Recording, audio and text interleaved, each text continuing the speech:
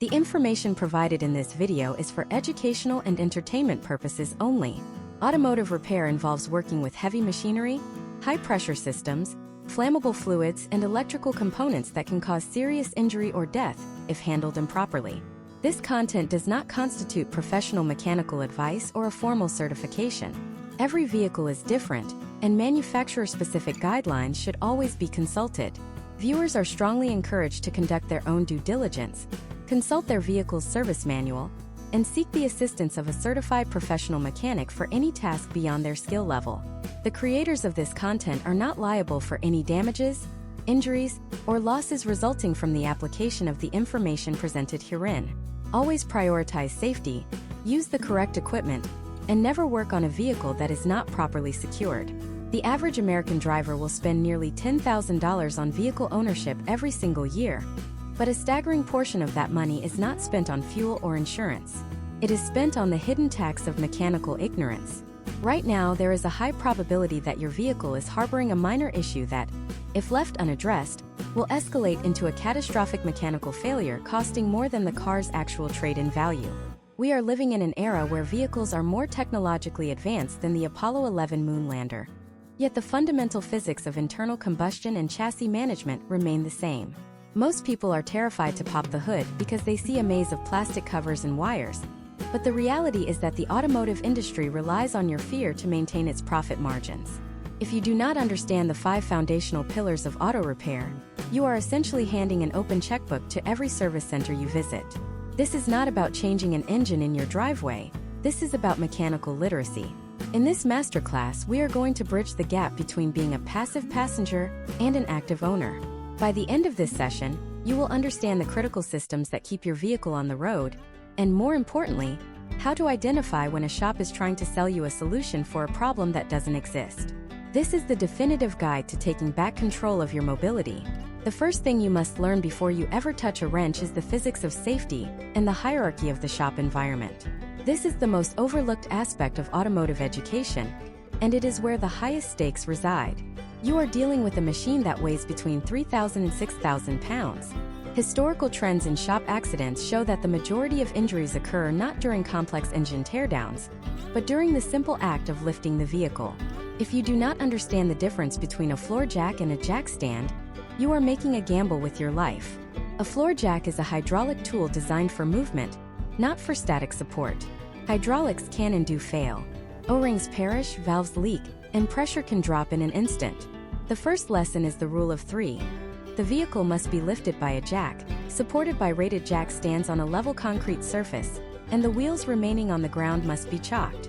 Case studies of driveway accidents often point to a lack of wheel chocks as the primary cause of vehicle roll-off. When you lift the front of a car, the parking brake, which usually acts on the rear wheels, is your only line of defense unless you manually block those tires. We will go through the step-by-step process of identifying factory jacking points, which are often reinforced segments of the pinch weld or specific frame box sections. Using the wrong point can result in a crushed rocker panel or worse, the jack punching through the floorboard. Once the vehicle is secure, we must address the personal protective equipment or PPE. This isn't just about keeping your hands clean. Your skin is an organ, and automotive fluids like used motor oil, brake fluid, and coolant contain heavy metals and chemical compounds that are known carcinogens.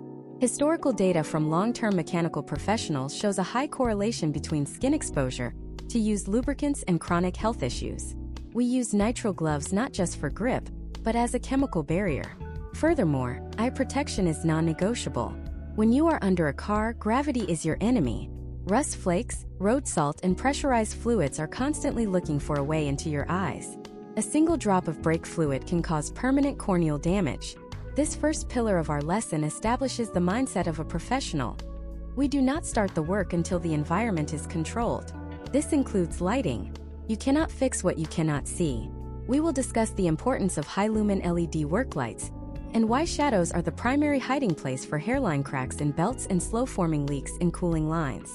The second foundational element you must master is the language of your specific vehicle, centered around the vehicle identification number or VIN and the service manual. Every car is a unique puzzle. A common mistake beginners make is assuming that a part for a 2015 model will fit a 2016 model, or that all engines in a specific line take the same oil viscosity. By decoding your VIN, which is usually found on the driver's side dashboard or the door jamb, you unlock the DNA of your machine. This 17-digit code tells you the country of origin, the engine displacement, the assembly plant, and the specific trim level.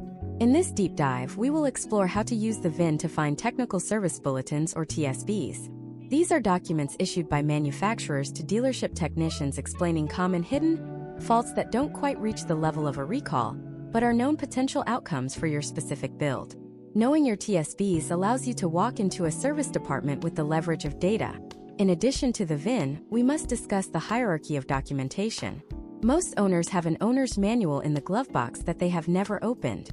This book contains the maintenance schedule, which is the most valuable data set you own. We will look at case studies of timing belt failures. A timing belt is a rubber component that synchronizes the crankshaft and camshaft. If it snaps in an interference engine, the pistons will strike the valves, effectively destroying the engine in a fraction of a second. The potential outcome of ignoring a $60 belt replacement at the 90,000-mile mark, as specified in your manual, is a $5,000 engine replacement. This lesson teaches you how to read these schedules not as suggestions, but as the law of the machine. We will also touch upon the difference between normal and severe service intervals. Most people believe they drive in normal conditions, but historical trends in U.S. urban environments, frequent idling, short trips under 5 miles, and extreme temperature fluctuations actually categorize most American driving as severe. This means your oil change and fluid intervals should be nearly doubled in frequency to maintain mechanical integrity. The third pillar of this first lesson is the art of the visual inspection and fluid identification. You need to learn how to read the vital signs of your car through its fluids. Your car uses various liquids as hydraulic fluid, coolant, lubricant, and cleaning agents. Each has a specific color, smell, and viscosity. We will go through a step-by-step identification process. For example, a sweet-smelling bright green, orange, or pink fluid leaking near the front of the car is almost certainly engine coolant. This is a critical warning sign of a failing water pump, a radiator leak, or a perished hose. Ignoring this leads to overheating, which warps cylinder heads. On the other hand, a dark, slippery fluid could be motor oil or power steering fluid. We will teach you how to use a simple white paper towel test to diagnose the health of your transmission. Bright red fluid is healthy. Dark brown or black fluid with a burnt odor indicates that the internal clutches are slipping and generating excessive heat, suggesting a potential outcome of transmission failure in the near future. Learning to identify these fluids before they hit the ground, by inspecting the underside of the engine bay with a flashlight, allows you to catch a $10 leak before it becomes a $1,000 repair. This is the essence of proactive maintenance versus reactive repair.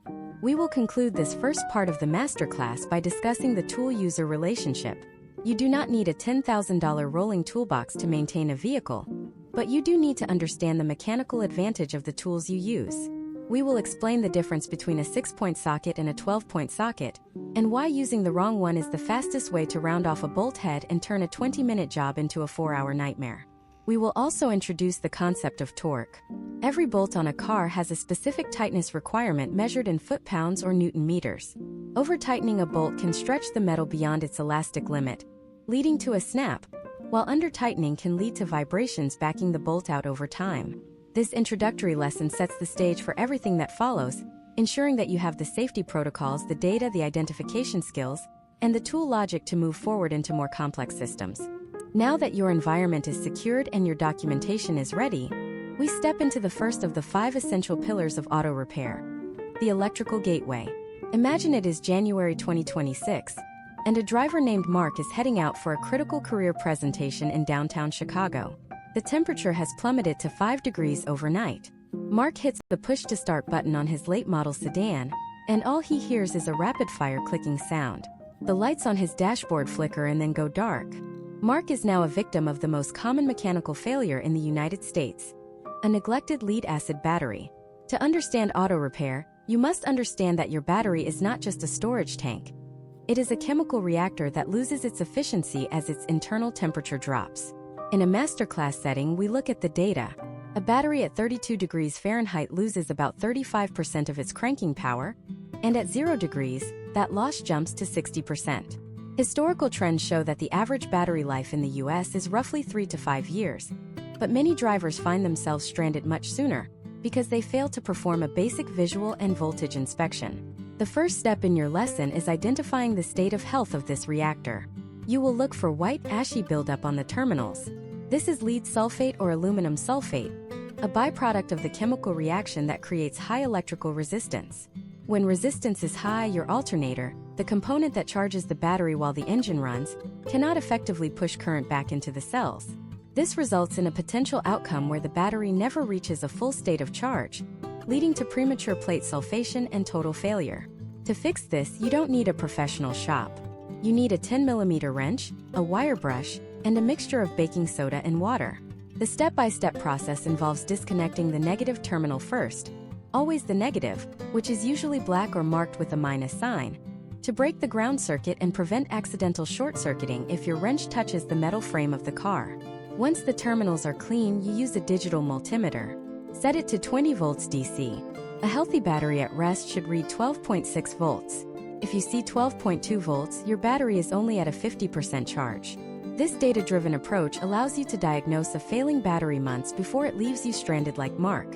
This brings us to the second pillar, the friction foundation or your tires.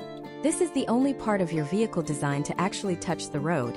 And in 2026, with the average weight of vehicles increasing due to hybrid batteries and larger safety frames, tire integrity is more critical than ever.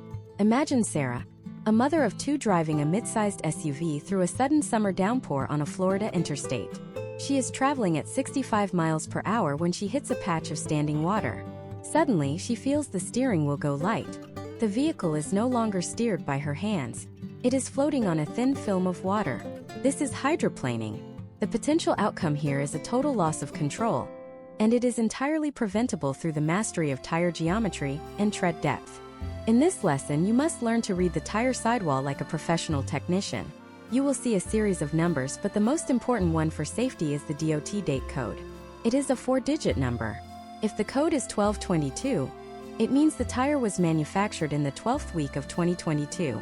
Rubber is an organic compound that undergoes a process called thermo-oxidative degradation. Even if a tire has never been driven on after 6 years, the internal structure begins to dry rot and harden. Historical trends in highway safety indicate that aged tires are a leading cause of high-speed blowouts. You must also learn the step-by-step method of checking tread depth using the penny test, but for a masterclass level, we use a dedicated depth gauge. Modern safety standards suggest that while 2/32 of an inch is the legal limit, your stopping distance in the rain increases exponentially once you drop below 4/32 of an inch. The third pillar moves us from the exterior to the internal cooling system, the thermal regulator of your engine. Your engine operates at temperatures that would melt aluminum if not for the constant flow of coolant. Most people believe they only need to worry about coolant in the summer to prevent overheating, but the fluid is actually an antifreeze and an anti-corrosive agent. Inside your engine, different metals like steel, iron, and aluminum are in constant contact with the coolant. Without the proper chemical inhibitors, a process called electrolysis occurs, where the coolant becomes acidic and literally begins to eat the engine from the inside out. Case studies of luxury vehicles in the mid-2020s have shown that neglecting a simple coolant flush can lead to heater core clogs that cost upwards of $2,000 in labor just to pull the dashboard apart. You must learn to check the pH level of your coolant using inexpensive test strips. If the fluid has turned a muddy brown color, the corrosion inhibitors have failed, and the potential outcome is a radiator failure or a blown head gasket. Shutterstock. Explore. Fourth, we must master the braking system. This is not just about replacing pads. It is about understanding hydraulic pressure. When you press the brake pedal, you are not directly pushing the pads against the rotor. You are moving a piston in the master cylinder that sends pressurized fluid through steel lines. Brake fluid is hygroscopic, meaning it actively absorbs moisture from the air. Over time, that moisture lowers the boiling point of the fluid. Imagine you are driving down a steep mountain pass. As you apply the brakes, the friction creates immense heat. If your fluid has absorbed too much water, that water turns into steam. Steam is a gas, and unlike liquid, gas is compressible. The potential outcome is a soft pedal that goes all the way to the floor with zero stopping power. This is known as brake fade, and it is a terrifying experience. In this part of the lesson, you learn how to identify the color of healthy brake fluid. Usually a clear or light amber, and how to spot the dark tea-like color of fluid that is saturated with moisture and copper contaminants. Finally, the fifth thing you must learn in this initial phase is the basic anatomy of the suspension and steering linkage. This is the bridge between the frame of the car and the wheels. In 2026, U.S. roads are increasingly prone to potholes and wear. Every time you hit a bump, components like ball joints, tie rod ends, and control arm bushings take the impact. A failing tie rod end can cause your steering to feel loose or vague. If a ball joint fails while driving, the wheel can literally fold outward, leading to a catastrophic crash. We will teach you the 12 and 6 and 9 and 3 shake test. While the car is securely on jack stands, you grab the tire and attempt to wiggle it. Movement at 12 and 6 o'clock usually indicates a failing wheel bearing or ball joint. Movement at 9 and 3 o'clock indicates a steering linkage issue. Identifying these small amounts of play early on allows you to replace a $50 part before it ruins a $400 set of tires or causes a mechanical failure at highway speeds. These 5 pillars, the electrical system, tire integrity, cooling chemistry, braking hydraulics, and suspension geometry, form the foundation of all automotive knowledge. Without these, you are just a driver. With them, you are a technician in training. But understanding these systems is only the beginning. There is a hidden system that connects all of these, a digital nervous system that most people are terrified of. It is the reason that little orange light on your dashboard keeps you up at night. And in the next part of this masterclass, we are going to demystify the most misunderstood tool in the modern garage. We are going to show you how to read the mind of your car using the OBD2 system, revealing exactly what your engine is trying to tell you before it starts shouting. We will also dive into the world of synthetic versus conventional lubricants, uncovering the data that the oil companies don't want you to see regarding change intervals and engine longevity. If you thought you knew how to change your oil, prepare to realize how much you have been leaving on the table. The digital nervous system of your vehicle is accessed through a small, unassuming trapezoidal port, usually hidden beneath the driver's side dashboard. This is the Onboard Diagnostics 2 or OBD2 port, and mastering it is the first step toward moving from a novice to a truly literate vehicle owner.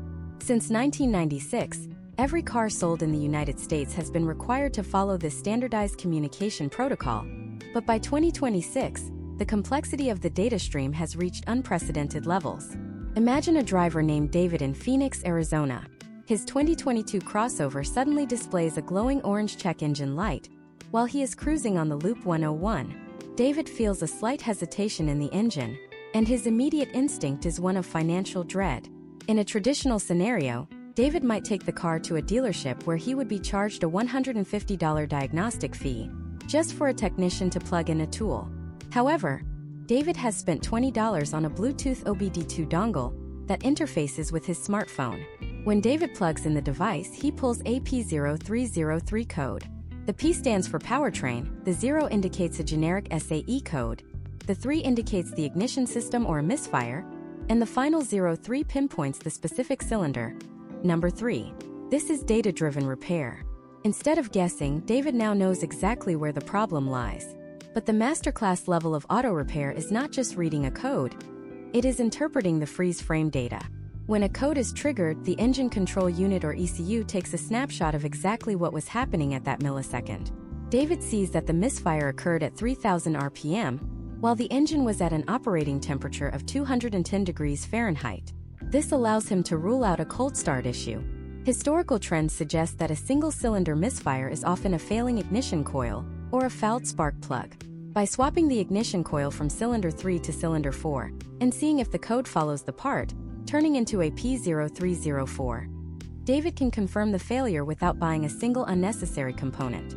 This prevents the potential outcome of the parts cannon approach, where an owner replaces sensors, plugs, and wires hoping something sticks. Beyond codes, you must learn to read live data streams, specifically fuel trims. Think of fuel trim as the engine's way of breathing.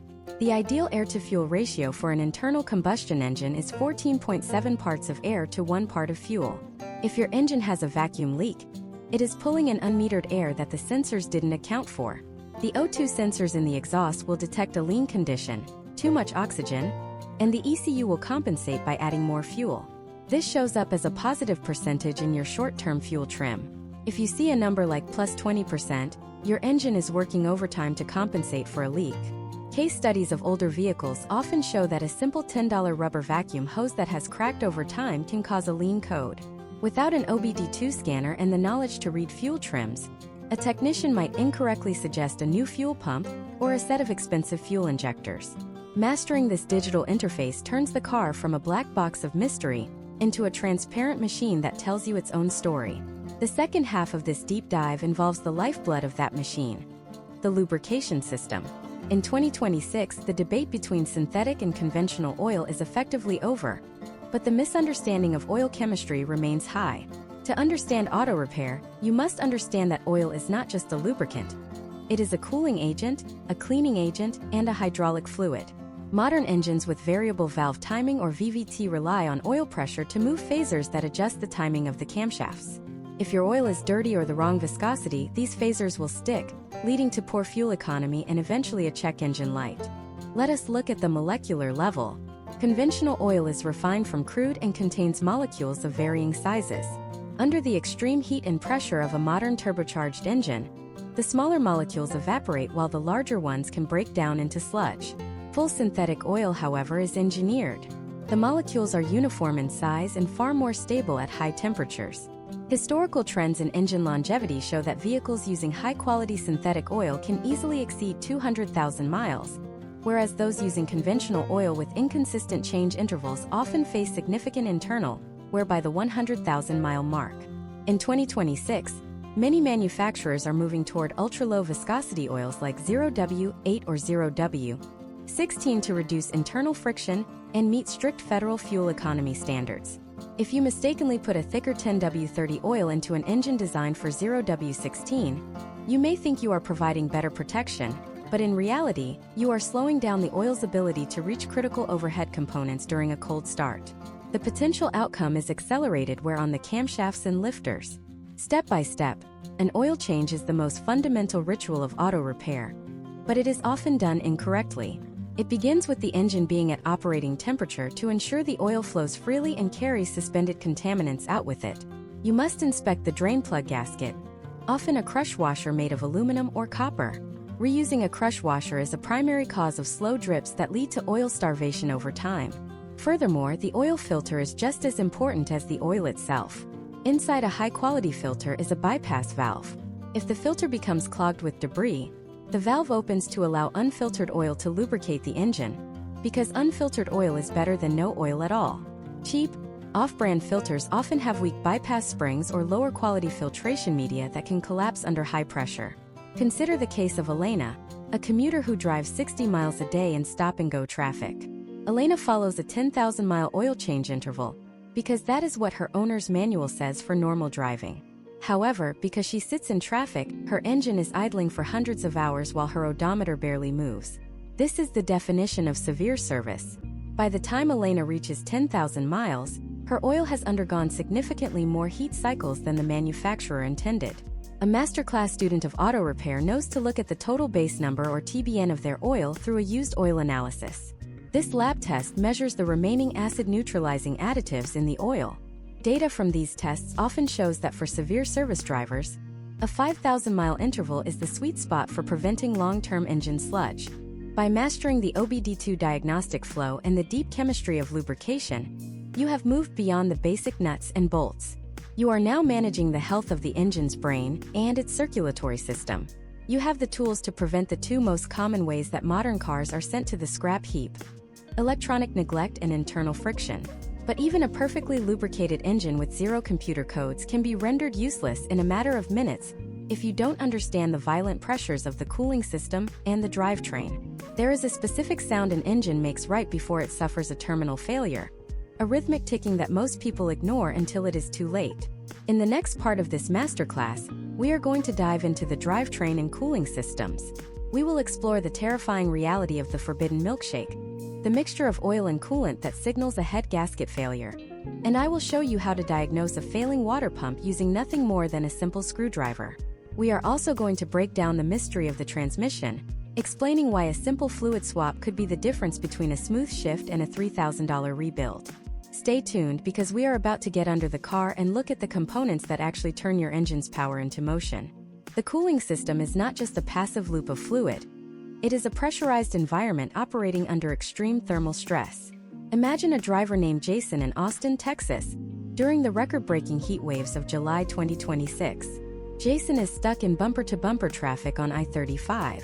Under his hood, the engine is producing enough waste heat to warm a small apartment building in the dead of winter. The only thing standing between Jason and a catastrophic engine meltdown is a mixture of ethylene glycol and distilled water, pressurized to approximately 15 to 20 pounds per square inch. At this pressure, the boiling point of the coolant is raised significantly, allowing it to absorb more heat without turning into steam. However, if any component in this closed loop fails, a microscopic crack in a plastic radiator tank or a pinhole leak in a heater hose, the pressure drops instantly. The coolant boils, the engine expands beyond its design tolerances, and the potential outcome is a warped cylinder head or a seized block.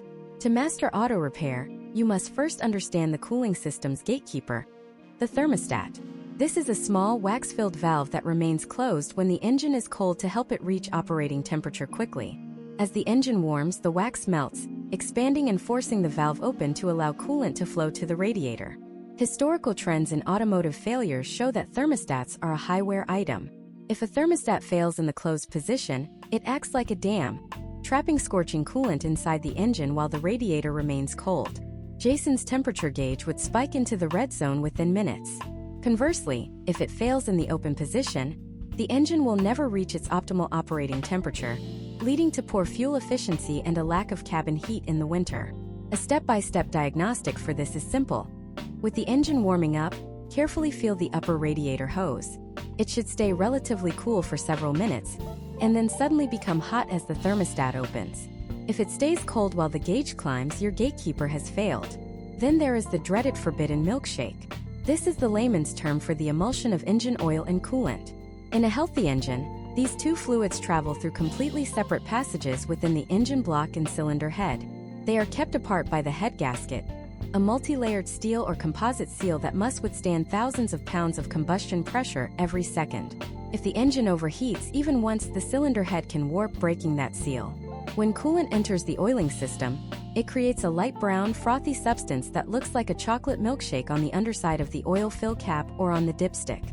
Case studies of high-mileage vehicles frequently highlight this as the death knell for an engine. Coolant is an abrasive and a chemical contaminant that destroys the babbitt metal on engine bearings. If you spot this mixture, the potential outcome is a total engine overhaul. You can test for this early using a chemical block tester, which looks for combustion gases present in the cooling system. If the blue testing liquid turns yellow or green, you have a confirmed breach in the head gasket. Moving from the engine to the drivetrain, we must address the transmission, the most complex and often the most expensive component to repair. In 2026, most American vehicles are equipped with either advanced multi-speed automatic transmissions or continuously variable transmissions, known as CVTs. These systems rely entirely on the hydraulic properties and the frictional characteristics of transmission fluid. Unlike motor oil, which mostly lubricates, transmission fluid also acts as a coolant and a power transfer medium within the torque converter. Historical data suggests that over 90% of transmission failures are caused by heat-induced fluid oxidation. When the fluid gets too hot, its chemical structure breaks down, and it loses the ability to protect the delicate internal clutches. Imagine another scenario with a driver named Chloe. She notices that when she accelerates, her car hesitates before the gear finally slams into place with a violent jerk. This is known as a delayed engagement. Chloe's first instinct might be to fear a $4,000 replacement. However, a masterclass student knows to check the fluid level and condition first. If the fluid is low, the hydraulic pump cannot build enough pressure to engage the clutch packs firmly. A simple top-off or a drain and fill procedure can often resolve these symptoms before permanent damage occurs. We must distinguish between a transmission flush and a fluid exchange. A flush uses high-pressure machinery to force fluid through the system, which can sometimes dislodge debris and jam narrow valve body passages. A fluid exchange or drain and fill is the safer, more conservative historical approach favored by veteran mechanics to maintain longevity without the risk of introducing new problems. As we move further down the drivetrain, we encounter the CV axles and driva shafts. These are the components that take the rotating energy from the transmission and deliver it to the wheels. In 2026, with the proliferation of all-wheel drive or AWD systems in everything from sedans to SUVs, the number of moving joints has increased. The constant velocity or CV joint is protected by a thick rubber boot filled with high-pressure grease. This boot is the front line of defense. If the boot rips, the grease is flung out by centrifugal force, and road grit enters the joint. This creates a grinding paste that destroys the precision machine bearings inside. The step-by-step inspection involves looking behind the front wheels with a flashlight. If you see thick, dark grease splattered all over the suspension components, your boot has failed. A telltale sign of a dying CV joint is a rhythmic clicking sound that increases in speed as you accelerate through a turn. Replacing a boot is a $30 preventative measure. Replacing an entire axle assembly is a multi-$100 potential outcome. Finally, we must consider the differential, the gearbox that allows your wheels to turn at different speeds when you go around a corner. Many modern US drivers completely ignore the differential fluid until the gears begin to howl. This fluid is usually a very thick gear oil designed to handle extreme pressure. Case studies of heavy-duty trucks and SUVs show that if this fluid is contaminated by water, perhaps from backing a boat trailer into a lake or driving through a flooded street, it will rapidly emulsify and fail to protect the ring and pinion gears. By understanding the cooling system's pressure dynamics, the chemistry of fluid contamination, and the mechanical vulnerabilities of the drivetrain, you have moved beyond the hood and started looking at the vehicle as a holistic energy transfer machine. You are no longer just looking at a car. You are looking at a series of interconnected thermal and hydraulic systems. But all of this power and cooling means nothing if the engine cannot breathe, or if the fuel being delivered is contaminated.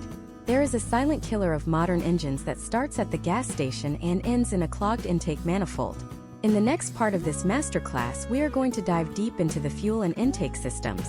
We will discuss the high-pressure world of gasoline direct injection, why your air filter is the most important $5 part you will ever buy, and the controversial reality of carbon buildup that can rob you of 20% of your horsepower without you ever knowing it. Get ready, because we are going to explore why the air your engine breathes is just as critical as the fuel it burns. To truly master the fuel and intake systems, we must start with the fundamental truth of physics. An internal combustion engine is essentially a giant air pump.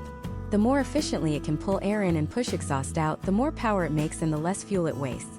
Imagine a driver named Michael in 2026, navigating his modern turbocharged sedan through the heavy, humid air of a summer in Atlanta. Michael notices that his car feels sluggish, almost as if it is struggling to catch its breath when he merges onto the highway. He hasn't seen a check engine light yet, but the vehicle's responsiveness has degraded. This is the silent onset of intake restriction. In this part of our masterclass, we are going to look at why Michael's engine is struggling, and why most drivers are completely unaware that their car's performance is being strangled by a $5 piece of paper. Historical trends show that the average vehicle consumes approximately 10,000 gallons of air for every single gallon of fuel burned. This air must be cleaned of every microscopic particle of silica, dust, and organic debris before it reaches the precision machine cylinders. This is the job of the engine air filter. When you inspect an air filter, do not just look at the surface. You must perform the sunlight test. Hold the filter up to a bright light source or the sun. If the light cannot pass through the pleats, the filter is effectively a wall, not a gateway. A clogged filter creates a pressure drop in the intake manifold, forcing the engine to work harder to pull air through the restriction. The potential outcome of ignoring this is a measurable drop in fuel economy, up to 10% in some high-mileage case studies, and an increase in internal carbon buildup because the engine may begin to run a rich fuel mixture. Moving past the filter, we encounter the digital eyes of the intake system, the mass airflow or MAF sensor. This component uses a microscopic platinum wire, heated to a specific temperature. As air flows over the wire, it cools it down. The vehicle's computer measures how much current is required to keep that wire hot, and from that, it calculates the mass of the air entering the engine.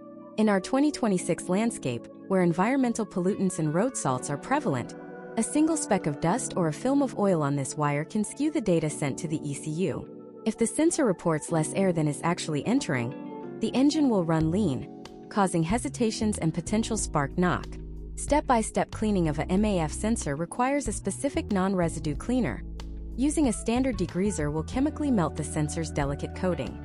This is a 5-minute maintenance task that can restore the factory spec idle and throttle response of a vehicle that has spent years in a dusty environment. Now we must address the most controversial development in modern automotive engineering: gasoline direct injection, or GDI. To understand this, you must understand the difference between how cars were built 10 years ago versus how they are built in 2026. In older port fuel injection systems, the fuel was sprayed into the intake port, where it washed over the back of the intake valves. This was beneficial because gasoline contains detergents that act as a cleaning agent, keeping the valves free of carbon. However, in a GDI engine, the fuel is sprayed directly into the combustion chamber at pressures exceeding 2,000 pounds per square inch. While this allows for incredible fuel efficiency and power, it means the intake valves are never washed with fuel. Case studies from major U.S. manufacturers have shown that by the 50,000-mile mark, many GDI engines develop a thick, tar-like layer of carbon on the intake valves.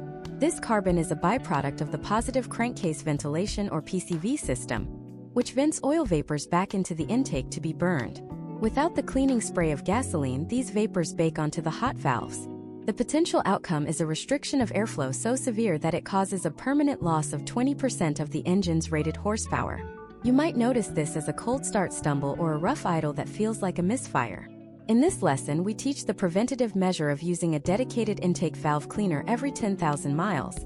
A specialized aerosol sprayed into the intake tract while the engine is running to chemically dissolve these deposits before they harden into a diamond-like crust. From the intake, we follow the path to the fuel delivery system. Your fuel tank is not just a reservoir. It is a cooling system for your fuel pump. Imagine a driver named Robert in Las Vegas, 2026, where the ambient temperature is hovering at 110 degrees.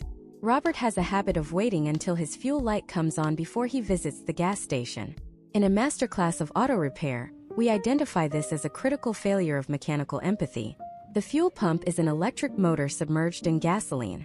That gasoline acts as a heat sink, absorbing the thermal energy generated by the pump's operation. When the fuel level is low, the pump is exposed to the air and begins to overheat. Historical trends in fuel pump failures show a direct correlation between drivers who frequently run on empty and premature pump burnout. A replacement fuel pump in a modern vehicle often requires dropping the entire fuel tank, a labor-intensive process that can cost upwards of $1,200. By simply maintaining a quarter tank of fuel, you are ensuring the longevity of the most expensive component in the fuel system. Furthermore, we must discuss the fuel injectors themselves. These are essentially high-speed solenoid valves that open and close in milliseconds. They must deliver a perfectly atomized mist of fuel to ensure a clean burn. If an injector becomes partially clogged with varnish or microscopic contaminants from low-quality fuel, the spray pattern becomes a stream rather than a mist. This leads to incomplete combustion and the potential outcome of a clogged catalytic converter. We look at the data regarding top-tier gasoline, a standard recognized by major automakers. High-quality fuels contain a higher concentration of polyethyramine or PA, a nitrogen-based detergent that survives the heat of combustion to keep the internal components clean. Using budget fuel and neglecting basic fuel system cleaners can lead to a degradation of the fuel trim values we discussed in the previous section. Finally, we look at the throttle body, the physical gate that your foot controls. Even in 2026, with drive-by-wire systems, the throttle plate can become sticky due to oil blow-by and carbon. If you find your car hesitating when you first step on the gas, or if the RPMs hang high when you let off the pedal, the step-by-step fix is to clean the throttle plate with a lint-free cloth and throttle body cleaner. This restores the precision of the idle air control and ensures the engine returns to a smooth, efficient state every time you come to a stop. By mastering the air Michael's engine breathes and the fuel Robert's pump delivers, you are now managing the very chemistry of combustion. You are moving from a person who merely drives a car to a person who understands the delicate balance of the air-fuel ratio. But as we move from the engine's intake to the final output of the vehicle, we encounter a system that is often ignored until it becomes a loud, vibrating nightmare. The wheels on your car are not just bolted to a hub. They are part of a complex rotational assembly that includes bearings, rotors, and seals. In the next part of this masterclass, we are going to look at the rotating assembly and the wheel end systems.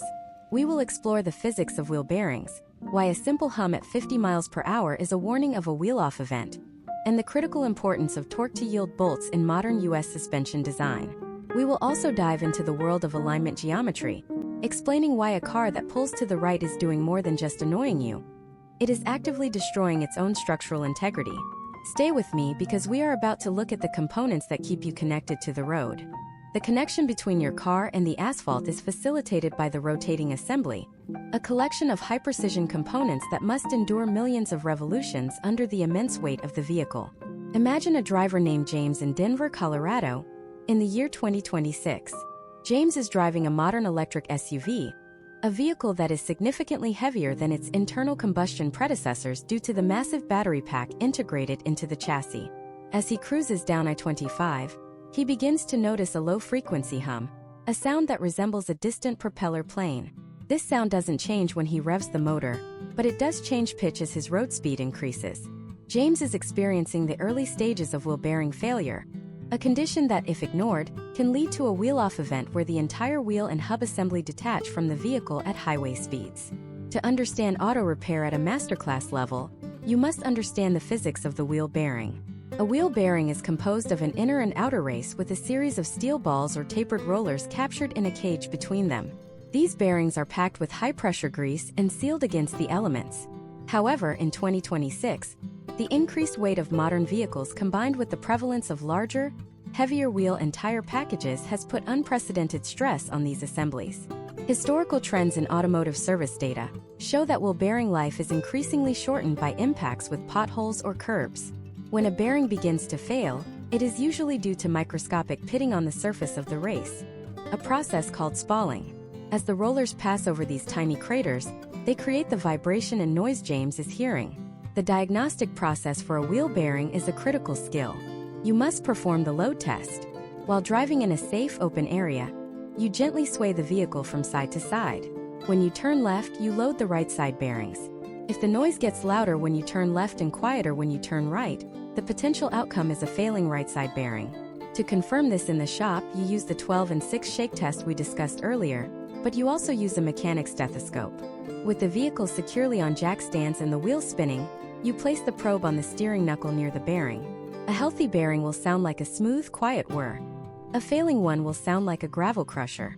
Case studies of catastrophic wheel failures often reveal that the driver ignored this growling sound for weeks, until the friction-generated heat literally welded the bearing to the spindle or melted the hub.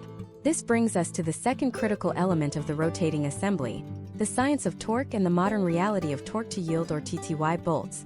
In the past, most bolts on a car were reusable. You tighten them to a specific spec and you were done. However, in 2026, US manufacturers have shifted almost entirely to TTY fasteners for critical suspension and engine components. These bolts are designed to be tightened past their elastic limit into the zone of plastic deformation. Imagine a rubber band. If you pull it and let go, it snaps back. That is the elastic zone. If you pull it so far that it stays stretched out, that is the plastic zone. A TTY bolt is engineered to stretch to provide a constant, high-tension clamping force that resists vibration more effectively than a standard bolt. Step by step, the installation of a TTY bolt involves 2 phases. First, you tighten it to a baseline torque such as 30 foot-pounds. Then, you use a torque angle gauge to turn the bolt an additional specific number of degrees, for example another 90 degrees. This ensures the bolt has reached its engineered stretch. The critical lesson here is that you can never, under any circumstances, reuse a TTY bolt once it has been removed. The metal has already been permanently deformed. If you attempt to torque it again, the bolt will likely snap, or it will fail to provide the necessary clamping force.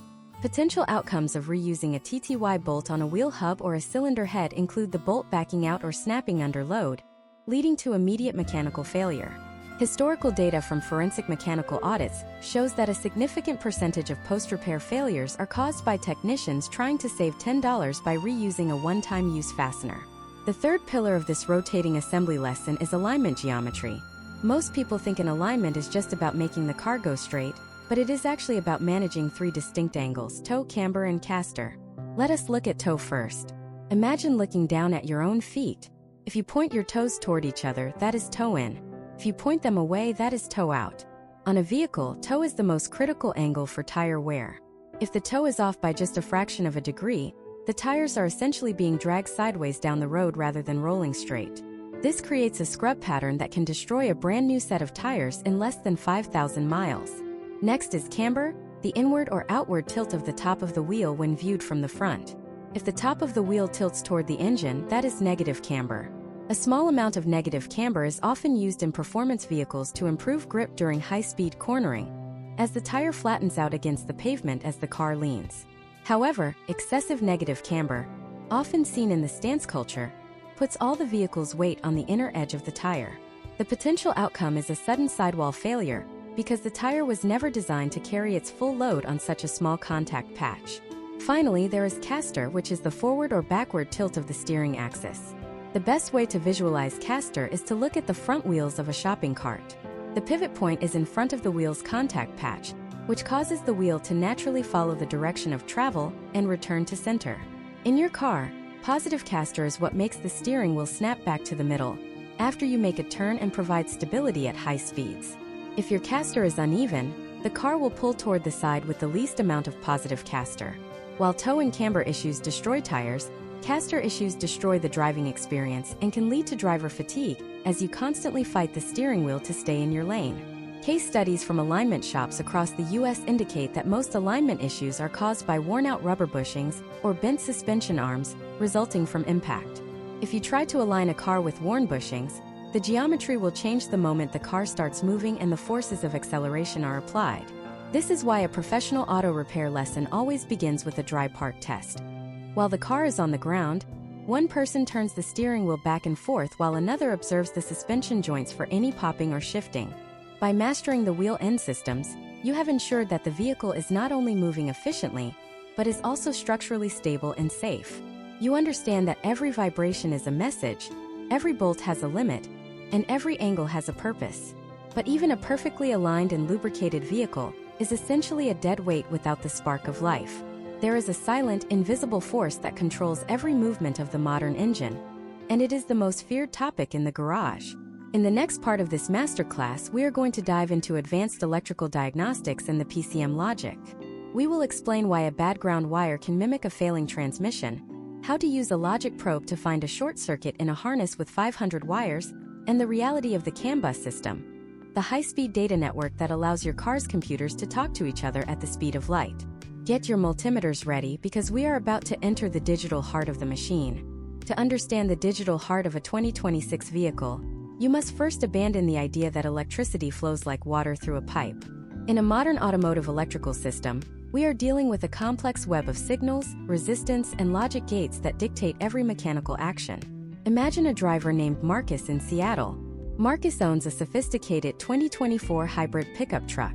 One afternoon, while driving through a heavy rainstorm, his dashboard erupts in a chaotic display of warning lights. The ABS light, the traction control light, and the check engine light all illuminate simultaneously. To make matters worse, his speedometer drops to 0 while he is clearly moving at highway speeds, and the transmission refuses to shift out of third gear.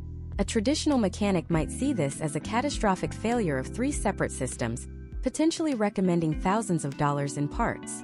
But a masterclass student of auto repair knows that in the era of integrated electronics, these symptoms are often the potential outcome of a single point of failure in the digital nervous system. The first concept you must master is the power of the ground. In a car, the entire metal chassis acts as the return path for electrical current.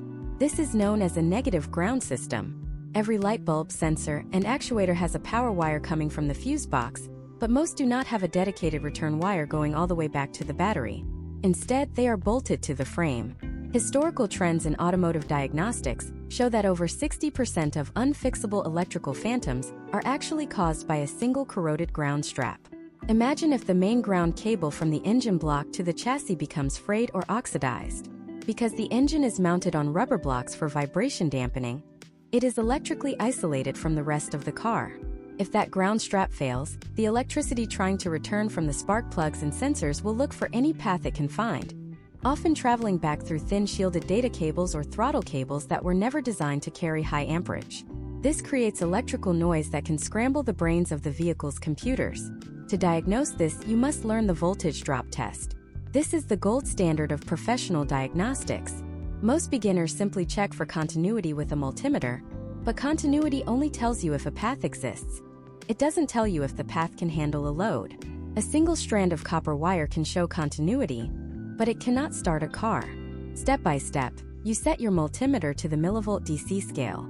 With the engine running or a specific circuit turned on, you place one probe on the negative battery terminal and the other on the metal casing of the component you are testing, such as the alternator or the starter motor. In a perfect world, the reading should be 0. In the real world, any reading over 100 millivolts indicates high resistance. This data allows you to pinpoint exactly where a connection is failing without guessing. Case studies of older vehicles in the Salt Belt states of the U.S. frequently show that cleaning a $5 ground bolt can resolve a misfire that 3 different shops couldn't fix with new spark plugs and coils. Next, we must demystify the controller area network or CAN bus. Think of the CAN bus as the car's internal internet. In the past, if the engine computer wanted to know how fast the wheels were turning, it needed a dedicated wire from the wheel speed sensor. In 2026, the car uses a 2-wire twisted pair system that allows all computers, the powertrain control module, PCM, the transmission control module, TCM, and the body control module, BCM, to shout data into a shared digital stream. This reduces the weight of the wiring harness by hundreds of pounds, but it introduces a new vulnerability. If one module begins shouting garbage data or if the wires are shorted together, the entire network can crash. Let us return to Marcus and his pickup truck. Using an oscilloscope or a high-end scan tool, a technician can see the CAN bus signal. It should look like 2 mirrored square waves, one high and one low. If these waves are flat or overlapping, the computers cannot talk to each other. This is why Marcus's speedometer died and his transmission went into limp mode. The TCM couldn't receive the speed data from the PCM over the network.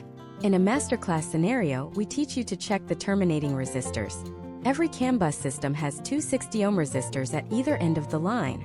With the battery disconnected, you can measure the resistance across the 2 communication pins in the OBD2 port. It should read exactly 60 ohms. If it reads 120 ohms, one of your end-of-line modules is disconnected or has a broken power supply. If it reads 0, you have a short circuit. This level of insight allows you to diagnose a dead car that a lesser technician would spend days trying to fix by trial and error. Now, consider the mystery of the parasitic draw. Imagine a driver named Linda. Her car works perfectly during the day, but if she leaves it parked for more than 48 hours, the battery is completely dead. Linda has already replaced the battery twice, yet the problem persists. This is the classic signature of a computer module that refuses to go to sleep. In 2026, when you turn off your car, the computers stay awake for up to 20 minutes to perform self-checks. If a door handle sensor is faulty or a seat heater relay is stuck, it can keep the entire network active, draining the battery.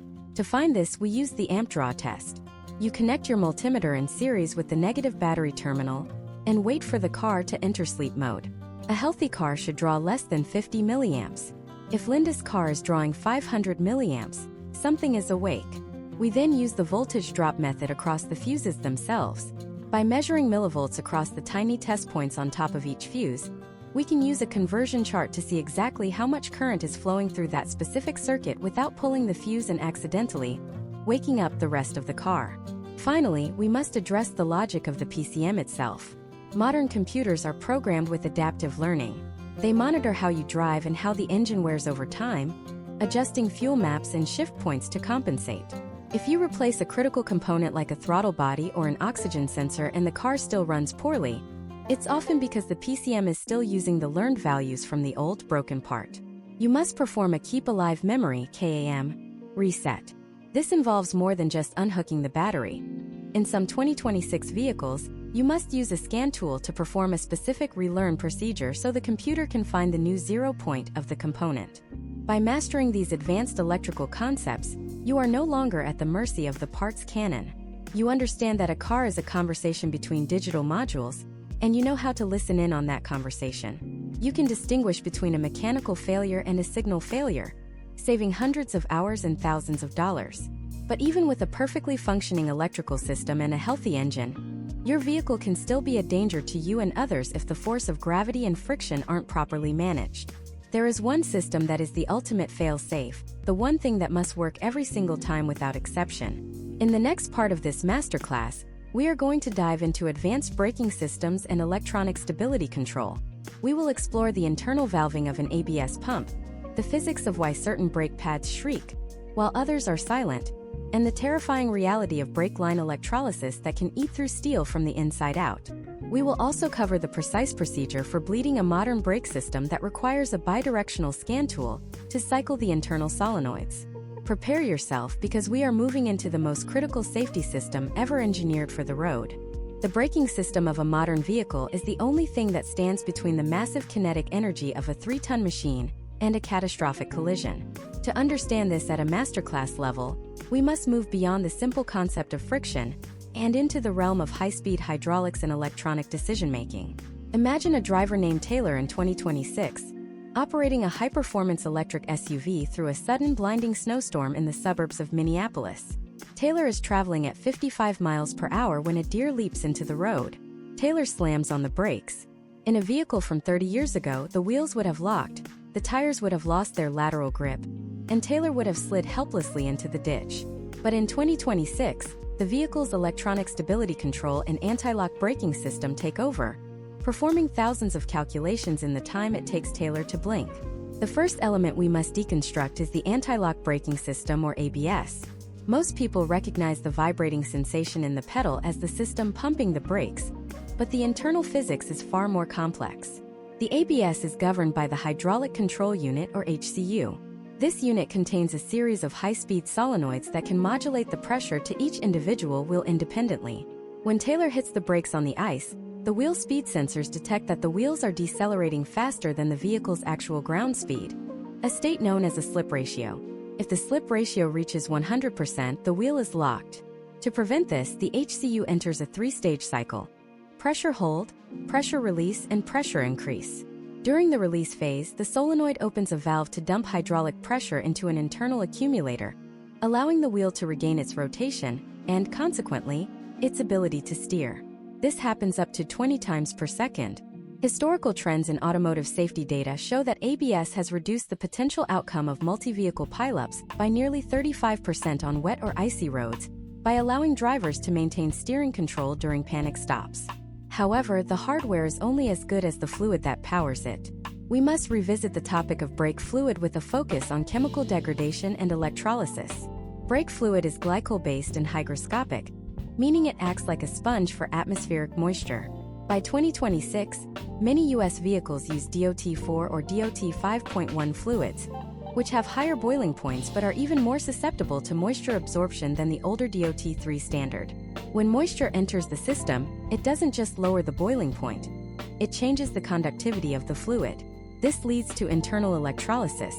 The brake lines in your car are made of steel, often coated with a layer of copper. Over time, as the moisture level rises, the fluid becomes an electrolyte, and a galvanic reaction begins. The copper is stripped away from the inner lining of the pipes and suspended in the fluid. Case studies of brake system failures often show that high copper levels are a precursor to ABS pump failure. The tiny particles of copper act as an abrasive, wearing down the precision machine seats of the internal HCU valves. A masterclass technician doesn't just check the color of the fluid, they use a copper test strip. If the copper content exceeds 200 parts per million, the potential outcome is a total HCU failure, a repair that can exceed $1,500 in modern vehicles. Next, we look at the physics of the brake pads themselves and the mystery of the brake squeal. Imagine a driver named Brandon who recently replaced his own brake pads, but now hears a high-pitched shriek every time he slows down. Brandon might think the pads are defective, but the reality is usually a failure of harmonic dampening. Brake noise is essentially a high-frequency vibration. When the pad touches the spinning rotor, it creates a stick-slip phenomenon, vibrating at thousands of cycles per second. If the back of the pad is not properly insulated from the caliper piston, this vibration is amplified by the metal components of the suspension, turning the entire wheel assembly into a giant speaker. In our lesson, we detail the step-by-step application of high-temperature ceramic paste to the contact points and the importance of the shim. By 2026, the composition of the pads themselves has shifted. Historical trends show a move away from semi-metallic pads toward ceramic compounds. Semi-metallic pads use steel wool and iron powder, which provide excellent initial bite and heat dissipation. But they are incredibly noisy and produce abrasive dust that can eat through the finish on alloy wheels. Ceramic pads, however, use ceramic fibers and non-ferrous fillers. They are much quieter and more stable across a wide range of temperatures, but they require a specific bedding-in process. To properly bed new pads, you must perform a series of controlled stops from 40 miles per hour down to 10, never coming to a complete stop. This transfers a thin, even layer of friction material, the transfer layer, onto the surface of the rotor. Without this layer, the pads will rub directly against the raw iron, leading to uneven wear and the potential outcome of pedal pulsation, often incorrectly diagnosed as warped rotors. The most critical skill you must learn in this modern braking lesson is the auto-bleed procedure, using a bidirectional scan tool. In older vehicles, you could bleed the air out of the lines by having a friend pump the pedal while you opened a bleeder screw. While this still works for the lines themselves, it is ineffective for the ABS module. The internal valves of the HCU are normally closed. If air gets trapped inside the module, which can happen if the master cylinder ever runs dry or if a line is replaced, traditional bleeding will never remove it. You will be left with a soft, spongy pedal that is dangerously unresponsive. In 2026, you must use a scan tool to enter the ABS service mode. The tool commands the HCU to cycle its internal pumps and open all solenoids in a specific sequence, pushing the trapped air into the main lines where it can then be bled out at the wheels. This is the difference between a backyard fix and a professional-grade repair. Finally, we must understand electronic stability control, or ESC. This system builds upon the ABS hardware but adds two critical sensors: the steering angle sensor and the yaw rate sensor. The steering angle sensor tells the car where Taylor wants to go. The yaw rate sensor tells the car where it is actually going. If Taylor turns the wheel to avoid the deer but the car begins to slide straight, understeer, the ESC detects the discrepancy. In a split second, the system will apply the brake to the inside rear wheel. This creates a pivot point that pulls the nose of the car back into the intended line of travel. This is torque vectoring through braking, a miracle of modern engineering that has saved countless lives. By mastering the hydraulics, the chemistry, and the digital logic of the braking system, you have moved into the elite tier of automotive understanding. You are no longer just replacing parts. You are maintaining a complex life support system. You understand that the health of the fluid is just as important as the thickness of the pads. But even the best brakes in the world cannot save a car if the structural integrity of the chassis is compromised by the silent, creeping enemy of the modern automobile. In the next part of this masterclass, we are going to dive into the world of body and chassis integrity. We will explore the science of rust mitigation in the 2026 environment, the reality of high-strength steel, and why you can't just weld it like old iron, and the critical importance of subframe bushings. We will also reveal a simple trick to find a hidden structural crack, using nothing but a spray bottle and a bit of dye. Get ready, because we are about to look at the bones of the machine. To truly understand the bones of a vehicle in 2026, we must first address the radical shift in materials science that has occurred over the last decade. The chassis of a modern American car is no longer just a collection of heavy iron beams welded together.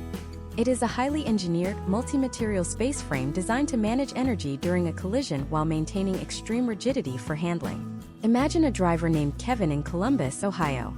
Kevin owns a 2024 model year pickup truck that he uses for both daily commuting and light hauling. In the 2026 environment, Ohio's roads are treated with a highly aggressive liquid brine solution that contains calcium chloride and magnesium chloride. These chemicals are designed to lower the freezing point of water more effectively than traditional rock salt, but they have a secondary, more destructive characteristic: they are hygroscopic. This means they stay liquid longer and actively pull moisture out of the air, sticking to Kevin's frame like a corrosive gel. This is where our masterclass on chassis integrity begins. Historical trends in the U.S. Salt Belt states show that structural failure often begins in areas that are invisible to a casual observer, such as the inside of the frame rails or the mounting points for the subframe. In 2026, many manufacturers have transitioned to high-strength steel, or HSS, and ultra-high-strength steel, known as UHSS, including boron alloyed steels. These materials allow the vehicle to be lighter and safer, but they come with a critical limitation that every home mechanic must understand: you cannot apply heat to them. In older auto repair lessons, a common solution for a stubborn rusted bolt was to use an oxyacetylene torch to get the metal cherry red.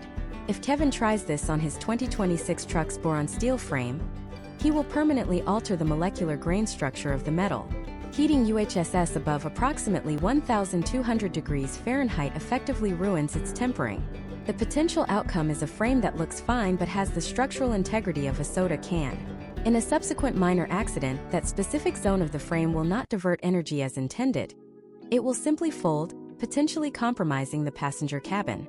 This is why modern repair involves cold extraction methods or very specific, manufacturer-approved sectioning procedures using specialized structural adhesives and rivets rather than traditional welding.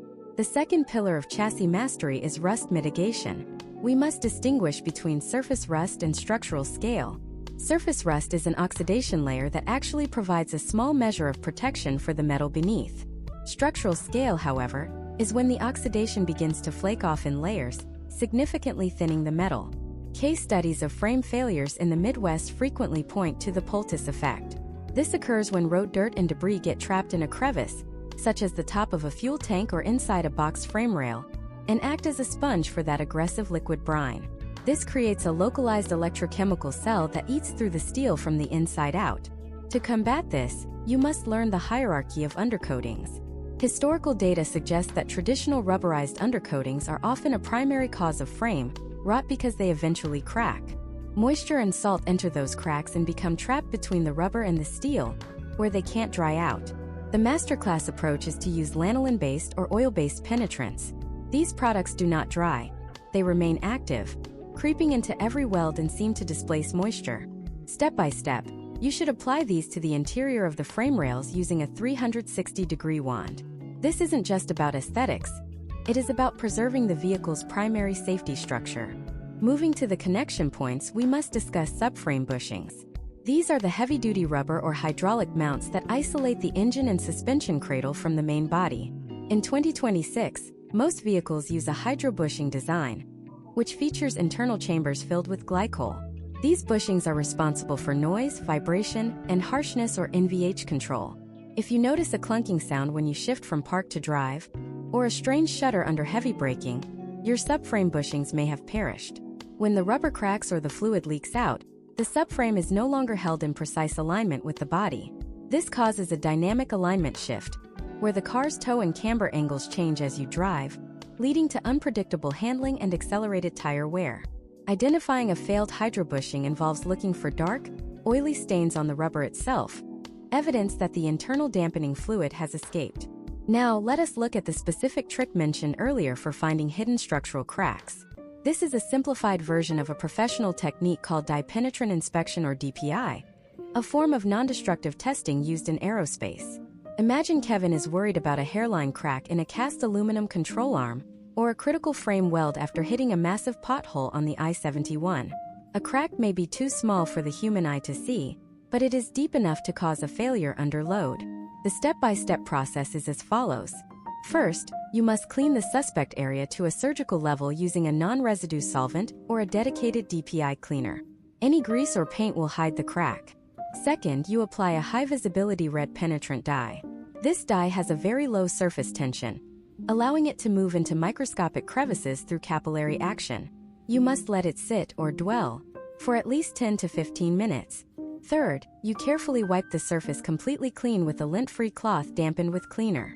You are not trying to wash the dye out of the crack. You are only removing it from the surface. Finally, you spray a white developer powder over the area. This powder acts like a blotter. If there is a crack, the red dye that was trapped inside will bleed out into the white powder, creating a bright red line that exactly traces the path of the structural failure. This data-driven method allows you to identify a terminal issue before it results in a wheel-off event or a chassis snap. Understanding the chassis also requires an understanding of energy paths. Every 2026 vehicle is designed with crumple zones, areas of the frame with specific indentations or kinks that are engineered to fail first. If you are inspecting a used car and you see even a slight ripple in the metal near the front frame horns, that is a sign that the vehicle's structural integrity has already been compromised in a previous event. Because of the HSS and UHSS materials we discussed, these zones cannot be straightened back to their original strength. The potential outcome of driving a vehicle with the previously stressed crumple zone is a significantly higher risk of injury in a future collision. By mastering the science of the chassis, the chemistry of rust, and the physics of non-destructive testing, you have completed the most difficult part of the mechanical journey. You are no longer looking at a car as a collection of parts. You are looking at it as a structural entity that must be preserved with scientific precision. You have learned to protect the bones, manage the digital brain, and maintain the hydraulic veins. But there is one final piece to this masterclass. Auto repair is not just a set of skills. It is a philosophy of ownership and a specific mindset that separates the elite DIYer from the amateur. In the final part of this masterclass, we are going to synthesize everything we have learned into the ultimate maintenance manifesto. We will discuss the psychology of the test drive, how to create a vehicle health passport that adds thousands to your resale value, and the one thing you should never, ever do if you want your car to last until 2036. The ultimate maintenance manifesto begins with the realization that you are no longer a consumer of a product, but the chief engineer of a high-performance machine. In 2026, the average cost of a new vehicle in the United States has exceeded $55,000, making the preservation of your current asset a primary financial objective. To reach the year 2036 with a vehicle that still performs with factory-spec reliability, you must move beyond the basic rituals of oil changes and tire rotations. You must adopt a technician-owner mindset that prioritizes sensory diagnostics, rigorous documentation, and an uncompromising standard for component quality. This final lesson synthesizes the previous 9 modules into a coherent strategy for long-term mechanical stewardship. Imagine a driver named Alex in Denver. Alex owns a vehicle that is now 6 years old. Most owners at this stage begin to experience a sense of detachment from their car, as the newness wears off and the first out-of-warranty repairs begin to surface. However, Alex has implemented the sensory diagnostic test drive. This is the first of our final pillars. Once every 30 days, Alex performs a dedicated 30-minute diagnostic drive that is entirely separate from his daily commute. In this session, the radio is off, the climate control is deactivated to eliminate fan noise, and the focus is entirely on the 4 primary inputs: sound, smell, feel, and visual feedback. The step-by-step process for a diagnostic test drive starts with the cold soak. Before starting the engine, Alex performs a visual sweep for fresh fluid leaks and checks the tension on the serpentine belt. Upon starting, he listens for the first 5 seconds.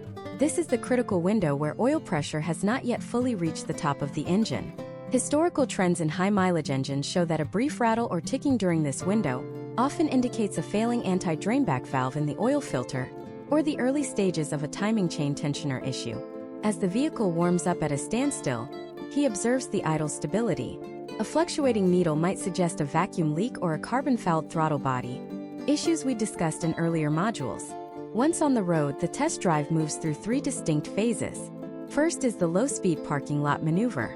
Alex performs full-lock turns in both directions to listen for the popping of CV joints or the groaning of a power steering pump. Second is the city speed braking test. On a flat, quiet street, he gently releases the steering wheel and applies the brakes. If the vehicle pulls to one side, it indicates a sticking caliper or a collapsed brake hose. Third is the highway stress test. Alex accelerates firmly to 70 miles per hour, paying close attention to the transmission shift points under load. Any flare in RPM between gears is a red flag for internal clutch wear.